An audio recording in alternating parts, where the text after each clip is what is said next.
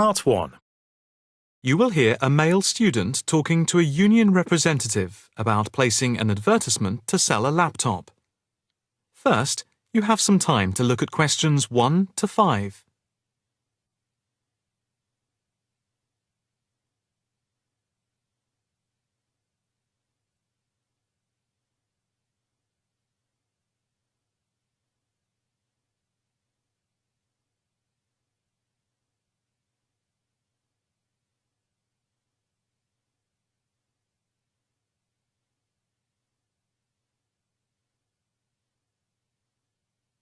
Now the test will begin. You should answer the questions as you listen, because you will not hear the recording a second time. Listen carefully and answer questions 1 to 5. Hi, I'm Debbie. How can I help? Hi, my name's David. I'm just looking to place an advertisement on the main union notice board to sell a laptop and a few accessories if that's possible. Sure, that's not a problem. I take it you are a member of the Students' Union? Yes, I am. Right then. I'll just get a form up. And as there is no one around and it looks as if it's going to be quiet for a while, I'll just type the details straight into the computer for you. Thanks very much. No problem. Shall we just title it Laptop for Sale? Yeah, okay. Can you describe it generally? Well, it's in very good condition. In fact, it's hardly been used. Why are you selling it, if I may ask? Well, I've got another one which is much lighter, and I don't really need two. I see. What weight is the one you're selling? It's 3.5 kilograms. That is heavy these days. Can you give more details about the one you want to sell? Right. Well, it's an Allegro, and it's got all the latest programs. Okay. What about the memory? The memory is only 0.5 gigabytes. And what about the screen size and the other features? Oh, well, the screen is, well, let's see, it's 37.5 centimetres with a standard size keyboard and a touchpad. But I've got a cordless mouse that I can put in with it if necessary. Well, some people don't like using a touchpad. What about ports or holes for attaching things to the laptop? It's got 2 ports. More modern laptops have more than 2 ports for all the extra attachments. They do. Let's see, what else is important? Oh yeah, the battery lasts for 2.5 hours, which is okay, but not enough for long train journeys. But one thing is that it's not wireless. Right, okay, not wireless. Before you hear the rest of the conversation, you have some time to look at questions 6 to 10.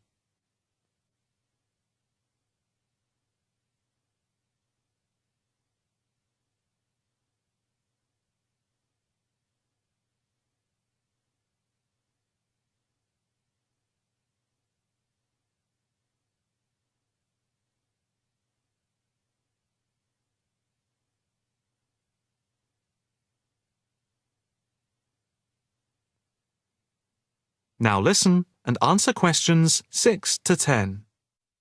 Anything else I can put on the advertisement? There's a webcam built at the top of the screen, and I can throw in a printer, a scanner, and headphones, which I got with it in a special deal. It also comes with its own case for carrying it around. Actually, the case is quite smart. I'm hoping these things will help it sell. They should do. Right, I think I've got all that. How much do you want for it? That I'm not sure about. It's worth about £900 to £1,000 new. Yeah, but you won't get that much if it's used, and even if it's in good condition. What about £500? I doubt if you'd get as much as that. More like £200 or £300. If you look at the notice board, there is one on there which is comparable to yours, and it's not more than about £250, I think. As little as that? I'm afraid so. Shall we say £300? OK, put that. Can I take some contact details for the advert? The name's David Bristow. BRISTOW. Yes, that's it. And a mobile or email? Both, if you want. It's DIB_7791@hotmail.com. Okay, and the mobile? That's 09875 423387. That's it. If you send the picture, I'll add it and print it out and stick it up for you. OK, I can get that to you today. Right, I'll type in here, advert placed the 22nd of October. Fine. And good luck with the sale. Thanks. That is the end of part 1. You will now have half a minute to check your answers.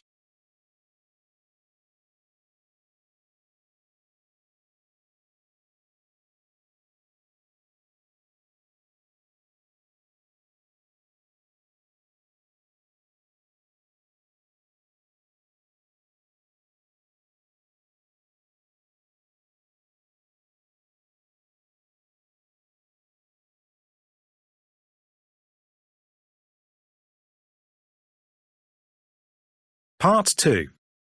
You will hear a talk at an open day at an alternative health club. First, you have some time to look at questions 11 to 15.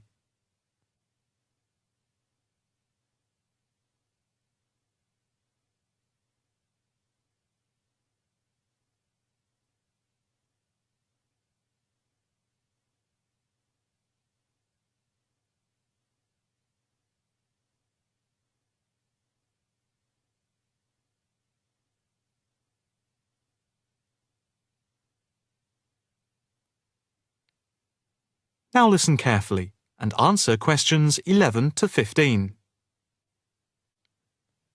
Good morning, and welcome to the open day of our new alternative health club here at Chelsea Bridge. I have to say it is very pleasant to have so many people turn up. My name is Harry Wilkinson, and I work as one of the 9 permanent staff members employed here at the club. The main aim of the open day is to give you a quick tour of the building. But before we do that, I'd like to introduce you to a few people employed at the club. Not all of us are here at the same time. In case you need to contact any of us, our contact details are here on the notice board below the photographs. First of all, this is Sean Bond, who is the technical manager, and his job is to supervise equipment like computers and all the electrical equipment. And this is Margaret Lloyd. Her main function is to oversee training, and she is therefore in charge of all the full and part-time therapists. The next important person I need to introduce you to is James Todd. He is our liaison officer.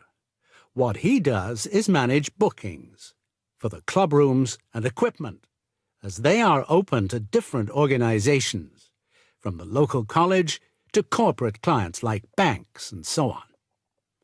Last but not least is our physiotherapist, Edward Marks, who works part-time Monday, Wednesday, and Friday. Edward plays an important part in the life of the club. His main role is to prevent injuries. Before you hear the rest of the talk, you have some time to look at questions 16 to 20.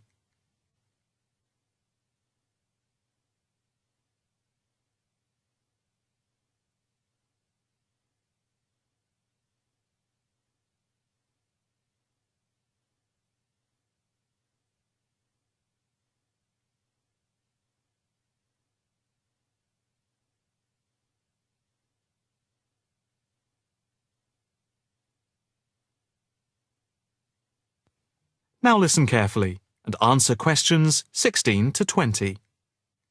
Now for the various amenities. You see that the club has quite a large capacity and is arranged over 3 floors. There is a lift by the reception and the stairs. On the ground floor there are 2 large halls which are used for yoga, tai chi, Pilates, and dance and fitness classes for different age groups, with a shop and cafeteria over here. On the first floor we have a full range of fitness machines, which are available in the large central hall around which there are various offices. The changing rooms are also on this floor. On the second floor, there is a series of small therapy rooms with waiting areas for clients. These may be booked by individual therapists. There are also 3 classrooms, which are used for teacher training and group therapy classes. We have a very extensive therapy training program accredited to the University of Manwich, with training in counselling, for which we have 3 programs at the moment. As regards the various types of yoga, acupuncture and the Alexander technique, there are currently 9 different training classes going on. Information about the training can be obtained from the brochure, which you can pick up at reception and from the club website. There will be a chance to talk to trainers for those interested in counselling this Saturday at 10 a.m. For yoga, etc., there will also be an informal gathering of trainers on Thursday at 4:30 p.m. So, if you are interested in becoming involved, this is your chance. That is the end of part 2. You now have half a minute to check your answers.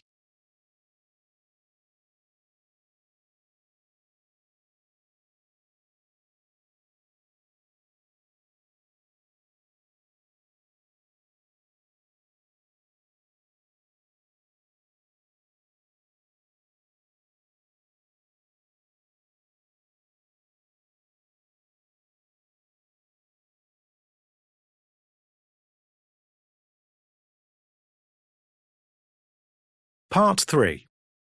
You will hear a female and a male student talking to a female tutor about a self-evaluation form. First, you have some time to look at questions 21 to 26.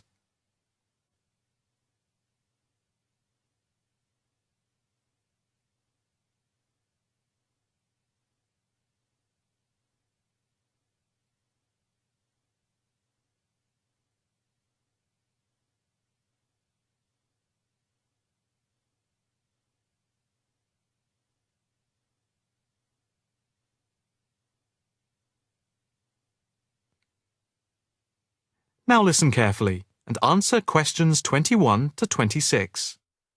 Now, Mark and Anna, I have to say that I thoroughly enjoyed your joint presentation on the application of robotics in a non-industrial setting to the group on the 2nd of December, and it is clear that you have both devoted quite a lot of time and effort to it. Have you had a chance to fill in the self-evaluation form for the session? Yeah, we have. So, Mark, what do you think overall? Well, generally I felt the presentation worked very well. In fact, we seemed to hold the attention of the others throughout. And the pace of delivery was fairly even, as were the range of activities we organised. I agree with Mark, but I'm not sure we were comprehensive or academic enough. No comment, really, except that I don't think there was any question of it not being thorough. I think we were a bit too chatty and too jokey at times, rather than formal. OK, what do you think were the best areas? And which do you think can be improved on? Well, everything could have been improved on. I felt very good about the handouts. We'd spent a lot of time putting them together. They had a very professional appearance as we bound them into a booklet. To me, the handouts were the best part, as we had a very extensive bibliography and the booklet seemed to go down well. The booklet you did for the handouts certainly showed you had done a lot of work. But I think that you put too much material into it, and people got distracted by it. Perhaps you could have cut the handouts by about a third. I see. When I come to think about it, maybe you're right. OK. But there were times in the middle of the presentation where things did go a bit astray. I think that was my fault when I got the PowerPoint slides out of sequence and I had difficulty getting back on track. I also think we rated our technical ability too highly, especially when operating under pressure. I had never done a presentation with technical equipment before, so it was a steep learning curve for me in particular. Yes, I think you could have done with a bit more practice with the equipment beforehand. Before you hear the rest of the conversation, you have some time to look at questions 27 to 30.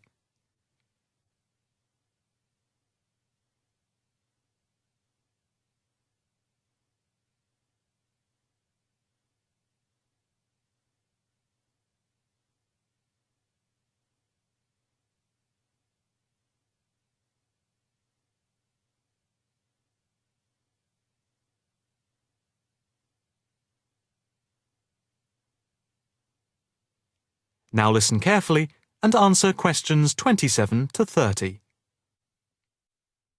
What about the next item on the feedback form? The aims and objectives. I think they were very focused, and we followed them through well, I think. We wanted to show how Europe was lagging behind other areas of the world. Yeah, I think they were clearly set out. Yes, agreed. No comment there. The diagrams and charts were appropriate. Yes, I have put that too. They did work well in helping to illustrate and break up the presentation by cutting down on the number of words and text on the screen. What about delivery? Well, I think our performance was average. It was difficult to coordinate speaking and presenting the material at the same time. I was quite self-conscious of what I was doing. It was down to a lack of experience. Unfortunately, both of you had the habit of standing in front of the projector, so you kept blocking the image on the screen. To me, this is the area that requires the most improvement. The section on the predictions of the commercial application in the future, I think, appeared a bit haphazard. To me, it was a weak point of the presentation. And I think that some of the slides could have had fewer words. And we could have done some fancy graphics with the words. If you had to give yourselves a mark overall, how much would you give out of 10? 6, maybe? I'd be happy with that. Though bits were probably nearer a 7. So I'd say a 6. Anna, what do you think? I think for me it's perhaps a 7. OK, did you find the task and the evaluation useful? I think... That is the end of part 3. You now have half a minute to check your answers.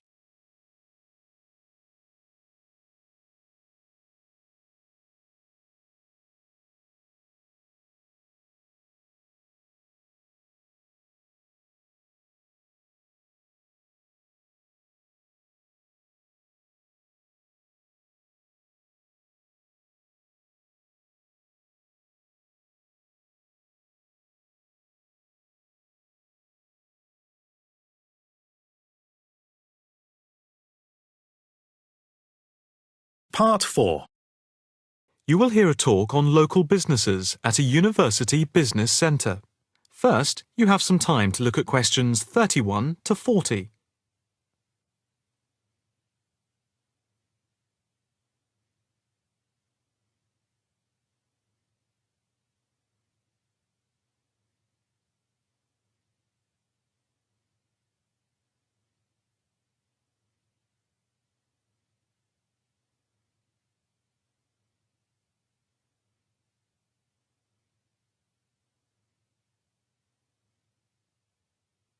Now listen carefully and answer questions 31 to 40. The subject of this evening's talk at the North Bank Business Centre is local businesses in the area surrounding the university and the benefit they bring to the employment prospects of people in the local area, especially young people at the beginning of their career. We established the centre in response to approaches from several business people in the area who had wanted to start up new businesses but who had not managed to find any help locally and did not know where to turn. Moreover, they had all, without exception, come up against enormous bureaucratic obstacles. We therefore invited them in as a group to meet the members of the department and the students.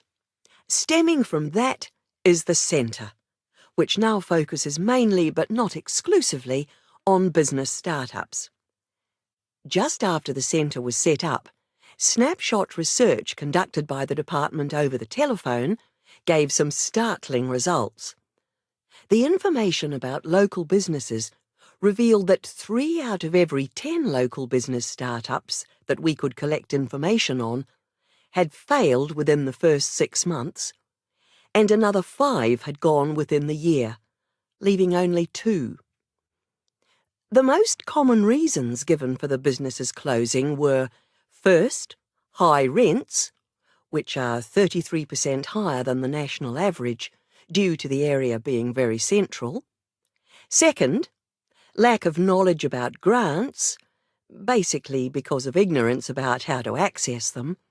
And thirdly, a lack of business support because they did not know where to obtain advice from. Since the centre came into existence 3 years ago, we have helped change this climate of failure. The current statistics show a remarkable turnaround in the fortunes of local businesses. And now, after a year, only 2 businesses close out of every 10, compared to 8 before the centre was set up.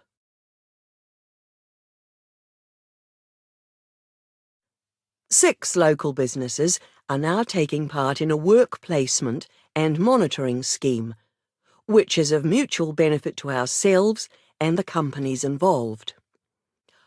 O Foods, a small start-up company with 9 employees involved in organic food and based at a local market, has 1 final year graduate doing a year-long study on improving the stock turnaround.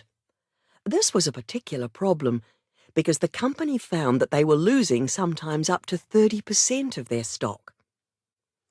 Another start-up is Innovations, which deals with producing video games.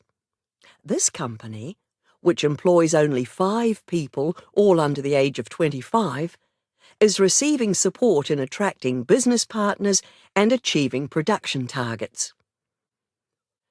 In the smaller business category, Sampson's Limited, a courier company which is interested in developing a taxi service, is being offered help with their business expansion plans. Another small niche company called Vintage Scooter, which specialises in revamping old scooters, is taking part in a product monitoring scheme, offering customer service up to a year after purchase to check the quality of their restoration. The first of the 2 medium-sized companies that the scheme is monitoring is Build Limited, which employs 47 people. A comparison of their products and services with other businesses in the area is being carried out by a researcher who is trying to support them in their efforts to extend the company's product range. The last company, Jones Systems, is perhaps the most interesting because it has been the victim of considerable personnel problems, which have been affecting the day-to-day operations of the company. And so, we are looking at conflict management and team building within the company. To sum up, advisors help the companies look at different business options and models, apply for grants, deal with employment issues, systems creation, and also provide accommodation at the centre to help them start up. E-mentoring for fledgling businesses is also in operation for those who find it difficult to attend the centre personally. The programme is funded by grants from local authorities. That is the end of part 4. You now have half a minute to check your answers.